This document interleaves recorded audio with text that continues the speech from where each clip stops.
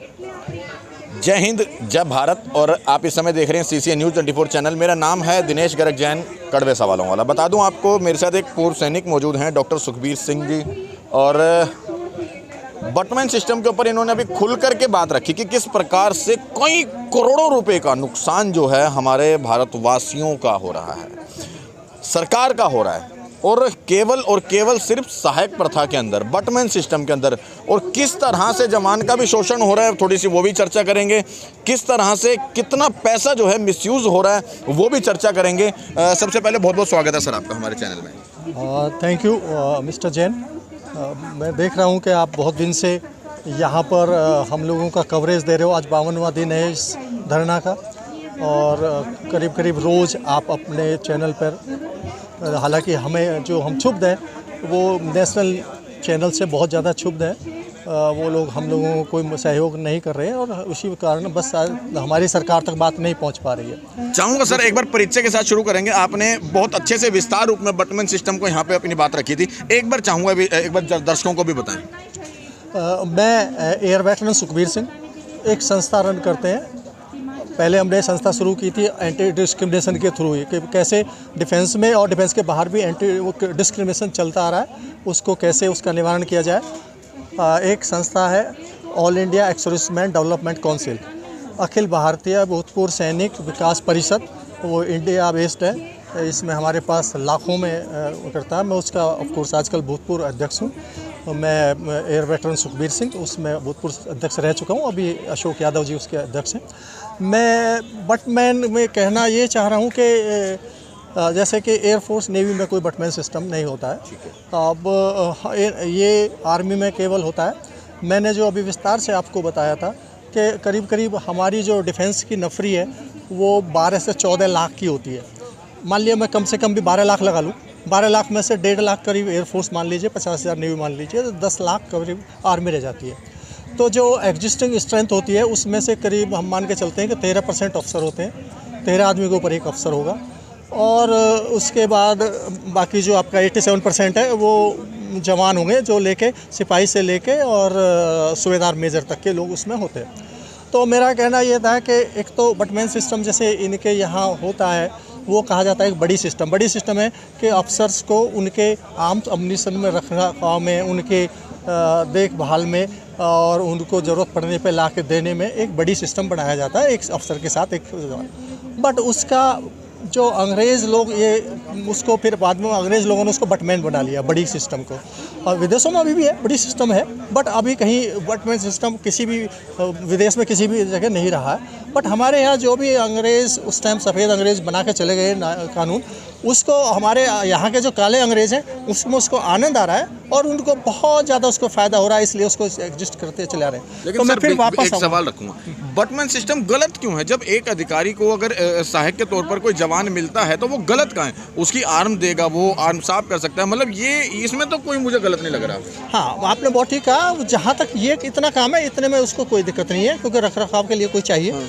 उसको ग्रीसिंग करना है, उसको ये करना है, जो भी है तो वो रखना चाहिए। बट उसका मैं आपको आगे की बात बताना चाह रहा हूँ ना, कि अगर मान लिया एक आदमी हमारे सेना में बताया कि सेना की, केवल आर्मी की बात कर रहा हूँ, कि 1.3 लाख करीब हमारे ऑफिसर्स हैं।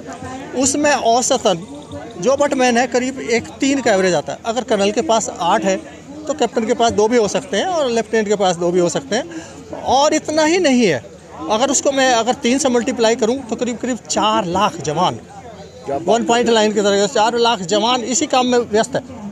भाई कुछ छुट्टी पे गए हैं, 4 लाख जवान, मतलब अफसर के साथ उसकी आर्म को ग्रीसिंग करने में, उसको देने में। अब उसका दुरुपयोग क्या हो रहा है, वो आप लोगों ने बहुत सारे सोशल मीडिया पर भी आया, बहुत सारे लोगों ने मेरे से पहले। ये तो दुरुपयोग नहीं है, अगर वो आर्म दे रहा है, ग्रीसिंग कर रहा है, तो इसमें गलत क्या है? दुरुपयोग ने मैं बता रहा हूँ कि वही तो दुरुपयोग है, कि उसको दिया तो गया वो उसलिए, वो कर क्या रहा है। वो आप आर्मी में जाओगे तो अंदर हम नहीं जाना चाहते, बट वो कुत्ते घुमाता है, बच्चे स्कूल छोड़ के आता है, अफसरों के उनके यूनिफॉर्म, ठीक है यूनिफॉर्म तक ठीक है, यूनिफॉर्म उसके ला के प्रेस करके उसको दे दो, उसके जूते पॉलिश कर रहा है। क्या मेरा अफसर जो भी लेफ्टिनेंट शुरू होता है वो लाख से ज़्यादा की तनख्वाह लेता है? क्या इतना एक सक्षम है कि 4,000-5,000 का आदमी अपने पास रख सके? सर, एक आपको जवान नहीं से लगता है कि 50। आप कहीं ना कहीं ये चीज़ गलत बता रहे हो कि क्या नाम है, एक जवान से ये काम करवाया जा रहा है? तो मैं वही बता रहा हूँ ना कि करीब अगर मान लिया 1.3 लाख ऑफिसर हैं और उनमें से अगर 3 का एवरेज लगा दूँ 3.9 लाख, अगर एक जवान को तैयार करने में 5 साल की नौकरी तक वो करता है तो उसको कम से कम 50,000 सरकार पे खर्चा आता है पर महीने का।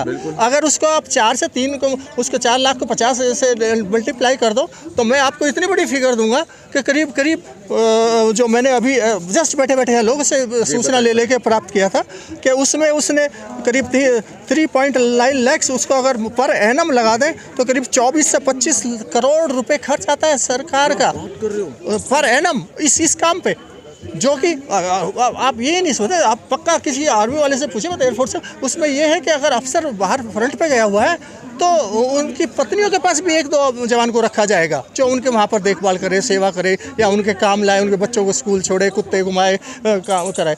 हम ये नहीं कहते कि आप बटमैन मत रखो, बट जिस काम के लिए निर्धारित किए गए उसको रखो। अरे क्या अफसर के पास इतना पैसे नहीं है? 5,000 की मेहरी काम करती है। मतलब आप ये बता रहे हो कि क्या नाम है, उससे गन की ग्रीसिंग और गन क्या साफ करवाने के बदले उसका चपरासी बना दिया। उसको चपरासी भी नहीं, चपरासी भी ये होता है कि कागज इधर से लाएगा उधर दे जाएगा।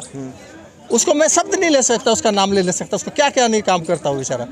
तो ये एक दुरुपयोग सरकार के पैसों का, फंड का और सरकार की मैन पावर का हो रहा है।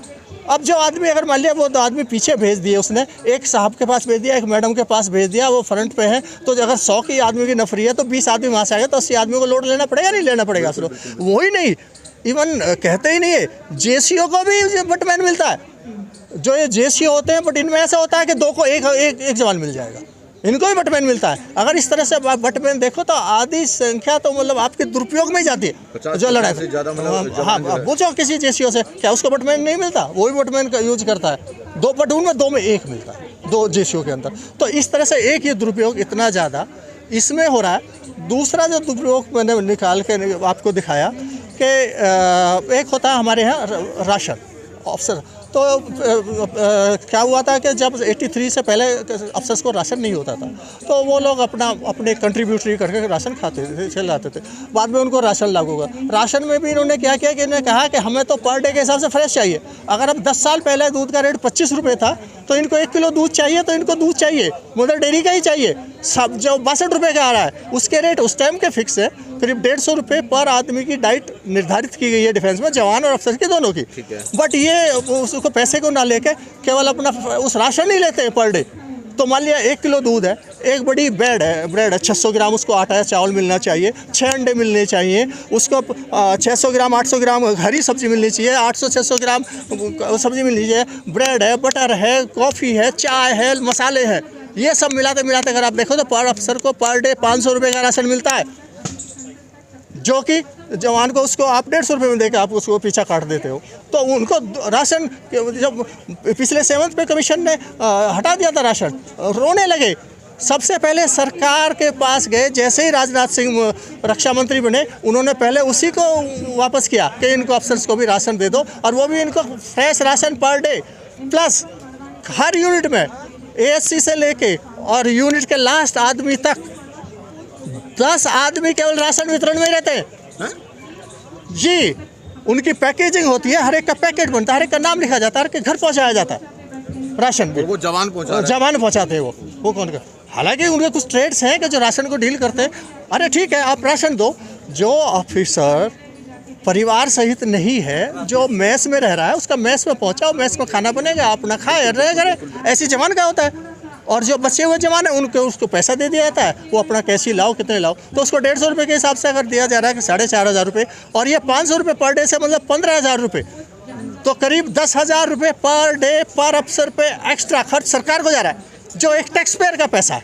बिल्कुल। तो इसलिए देश, अगर मैंने ये 2 चीज़ों को कैलकुलेट किया है, अगर क्योंकि 10 आदमी की उनकी भी तनख्वाह लगाइए फिर आप पर यूनिट, कितनी यूनिट है डिफेंस सर्विसेज में, सब में यही काम होता है। फिर अगर ये आप लगाएं तो 1,000 करोड़ पर एनम इन 2 चीज़ों में ही सरकार को नुकसान होता है। इस 1,000 करोड़ में कितना सरकार का मिनिस्ट्री ऑफ डिफेंस का जो बजट है उसमें से जा रहा है 1,000 करोड़। ऐसी बहुत सारी संख्या मैं लेके आऊँगा। अगर आप ट्रांसपोर्टेशन सिस्टम दो, ट्रांसपोर्ट में छोटे से काम के लिए अफसर के लिए गाड़ी चाहिए कि उसको कहीं भी जाना है तो उसको गाड़ी चाहिए, और उसके साथ एक ड्राइवर होगा, एक गाड़ी होगी, ये होगा, उसको तो सब चीज़ के लिए चाहिए। अगर ऐसे गाड़ियों का भी अगर आप दुरुपयोग देखेंगे तो कई हज़ार करोड़ ये सब मिला के जो सरकार का पर ईयर बजट में से लॉस होता है, वो सरकार को कहीं सोचना चाहिए, सरकार को कहीं देखें। हम ये नहीं कहते कि बड़ी सिस्टम करो, बट नियमित करो ना, कि 5 अफसर को एक आदमी दे दो, उनकी गन की देख रेख कर ले, अपना चले। ये नहीं कि मतलब एक के पीछे 3 लगाओ मेरे भाई। वो सरकार का, हम सब का, हो सकता है आपका भी टैक्स का पैसा जा रहा है, सबका जा रहा है। बस वो डिफेंस में तो कोई उपयोग तो है नहीं, वो कोई पैदा तो करते नहीं है, वो तो केवल वहीं से जाता है ना। तो सरकार को इन सब चीज़ों को आँख ना बंद करे। उनके मतलब कहते हैं जो वो बता देते हैं वो उनकी समझ में आ जाता है, क्योंकि पुटअप वो करते हैं। उन्होंने कह दिया कि 10,000 ऑफिसर कम है, अफसर बहुत बिजी है, इसलिए उसको बड़ी सिस्टम चाहिए उसके काम के लिए। हो सकता है ऐसा कहा हो, और उसका वो दुरुपयोग कर रहे हैं कि बड़ी सिस्टम के नाम पर कुछ भी कर लो उससे। अरे भाई, मैंने खुद देखा है, जब रेलवे स्टेशन पे किसी अफसर को छोड़ने आते हैं, 4-6 जवान आते हैं गाड़ी में सामान रखने के लिए, उसका ट्रंक कर सूटकेस रखने के लिए, उतारने के लिए आदमी 1-2 और चलता है, घर तक सामान छोड़ के आते हैं। आप क्या बात कर रहे हो? वो है बड़ी, वो है गन साफ हो रही है। वो कहाँ गन साफ हो रही है? क्या नहीं हो रहा है? तो क्या सरकार को पता नहीं है? सरकार को ये पता करे।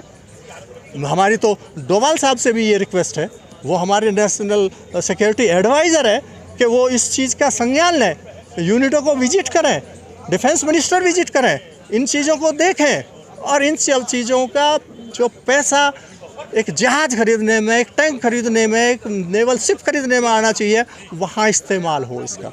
अगर इसका दुरुपयोग रोक दिया जाए तो मुझे लगता है पर ईयर 5 से 6 एयरक्राफ्ट आप एक्स्ट्रा खरीद सकते हो, एरोप्लेन। इतना बजट मतलब लॉस में जाता है इन सब चीज़ों में। ये और वो उसमें मस्त हुए बैठे, क्योंकि हम अंदर वाली बात नहीं करने चाहते, हम डिसिप्लिन की बात नहीं करना चाहते। ठीक है, अच्छा, ये सब चीज़ें करवाई जाती है डिसिप्लिन के बेस पर, जो मना करेगा वो फंस जाएगा। तो इसलिए उसको डिसिप्लिन बता के उसको लगा लिया जाता है, और वो काम करता है बेचारा। हालांकि कुछ गद्दार सैनिकों में भी हैं जो आराम से रहना चाहते हैं, पीछे रहेंगे, काम करेंगे, लड़ाई में नहीं जाना, ठंड में नहीं खड़ा होना, रात को ड्यूटी नहीं करनी। कुछ ऐसे वो भी हैं, वो अपनी तरफ से भी रहना चाहते हैं कुछ, तो जो निकम्मे जवान है।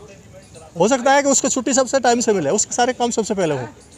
बट क्यों सरकार क्यों सो रही है? सरकार क्यों अंधी बहरी गूंगी बनी बैठी है? इन सब चीज़ों का संज्ञान क्यों नहीं लेती?